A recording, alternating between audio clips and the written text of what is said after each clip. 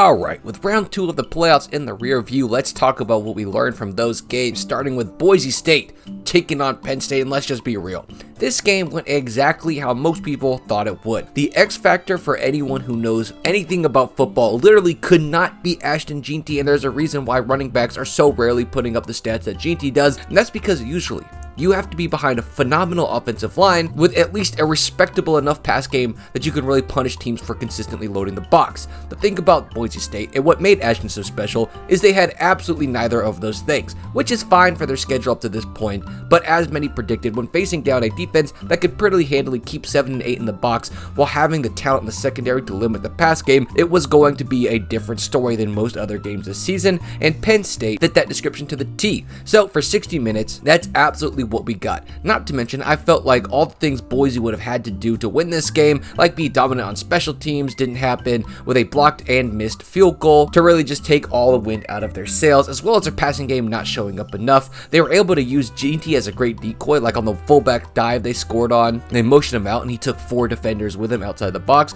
They also had a play action pass to set up a huge play where all the defenders once again just bit down on the fact that Jeanty might be getting the ball. But Penn State's offense, once again, if you watched it, you would have absolutely not been impressed. Mistake after mistake, a few drive-killing false starts, and only putting up 31 points against a team that, if I could be honest, they could have easily put up 50 on with how easily they scored when they were just running the ball and taking easy passes. Even though the score wasn't that close, to me, it at least felt like Penn State was stumbling their way once again through a win, like against SMU. So when facing down a better team, unless their defense can remain as brutally dominant as it has been against SMU and Boise State, they're going to be in trouble if they continue to struggle on offense like this. Moving on to the Texas-Arizona State game, if I were a betting man, I'd bet this is going to be the best game of this entire playoff series and championship. These two teams match up incredibly well, except for one part which I'll go into. Now on paper, this had a shot to be a repeat of Penn State versus Boise State, with Texas only really needing to stop Scatabo to be able to make this game look way more brutal than it ended up being. But the big difference was that Arizona State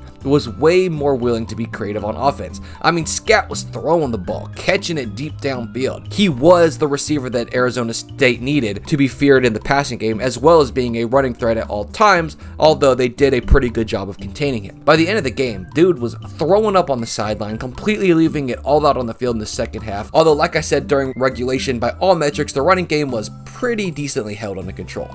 The Texas offense, though, similar to Penn State, didn't really have to do too much after starting off with a 2-play touchdown. They just kind of went dormant for most of the game, helping out with 1 more touchdown and 2 more field goals this game, as it turned out to be just a huge defensive battle, and the true X factor for this game was special teams. Now yes, Texas missed 2 potentially game-winning field goals late in the fourth quarter, but aside from that, let's talk about how fucked Arizona's special teams game was. Punt 1 was almost blocked. Punt 2 returned for a touchdown. Punt 3 should have had a huge return on it. They faked punt 4, which is great.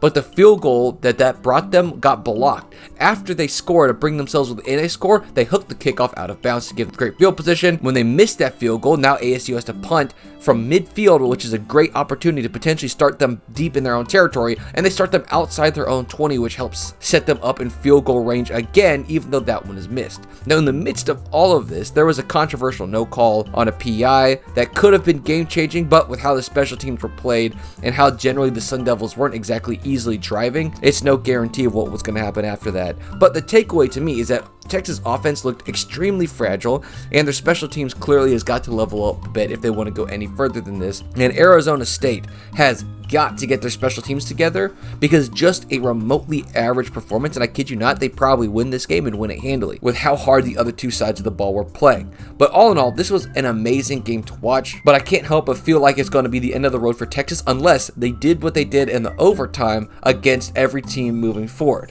Oh, and one last thing, if your kicker has to make a game-winning kick, shut the hell up and just let him get out there. Now, moving on to Oregon versus Ohio State, I think we learned more than any other game in this video about how bad having a first round bye is. I mean, up to this point, sure, ASU started out 17-3. Boise started out 17-7 in the first half, but you also kind of felt like they were a bit of underdogs in these games. But my God, when I say Oregon didn't look like they had a bye, it looked like they just came out of a coma, to Ohio State, pants at their ankles, standing above their hospital bed with 3.5 inches of an 8-inch shit hanging above their chest. Do not, under any circumstances, let that final score deceive you.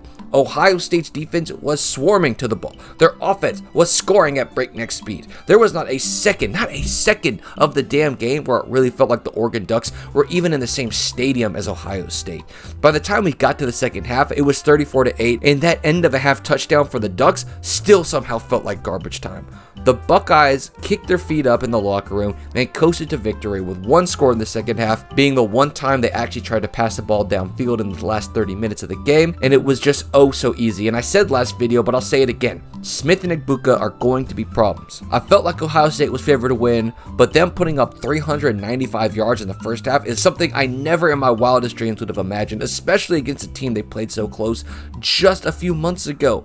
And it's so dominant that I don't even know what to say to Texas except buckle your seatbelt and eat your Wheaties. Last but not least, we've got Georgia versus Notre Dame, and that taught us, okay, Notre Dame's defense is officially stamped and certified. I wasn't totally convinced last week, and that's probably my fault. And yes, this is Georgia's backup quarterback, and like I alluded to last week, they would need at least an average quarterback play if Georgia was going to stand a chance. And if you look just at the throwing, their backup did all right, but managing the pocket, adjusting the line of scrimmage were lacking, and that led to 4 sacks and 2 of them being drive-killing fumbles. One setting up Notre Dame for their lone offensive touchdown of the day, and in a similar vein to Texas ASU, the special teams were totally lopsided. Notre Dame's punter performed better than Georgia's. True freshman, there was a kickoff return touchdown for the Fighting Irish. They had 3 field goals, which were absolutely paramount in winning the game, as their special teams alone put up 17 of the 23 points that they scored.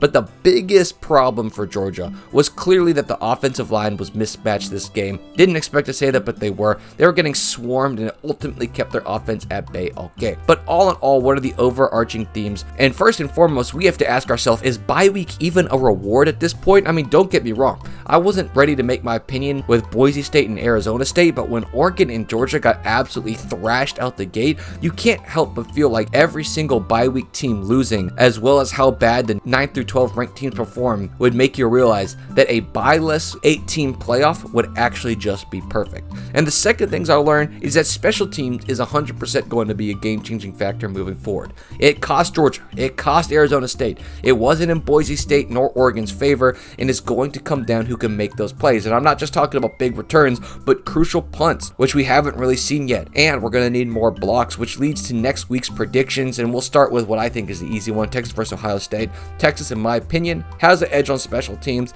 and that is it. I don't know how they stop Egbuka-Smith combo. I don't know how they move the ball against Ohio State's defense, so if they're going to be in this, they're going to need a sloppy game from OSU, some huge plays on special teams, and just a little bit of magic to come out on top. But the more interesting game, in my opinion, is Notre Dame taking on Penn State. You're talking about 2 teams who really haven't had to play offense in the postseason and just relied on defense to keep them in the games. Now, Notre Dame, from what we've seen, has a huge special teams advantage, but Penn State also, respectfully, with the competition they've been playing, still hasn't had to show their hand. So they might have something up their sleeve, and if they do, they're going to need it, because I think this game favors the Fighting Irish. Let me know what you guys think. Always love hearing from you, and peace. The bad news gets worse. Trevion Henderson is loose down the sidelines, all the way to the end zone.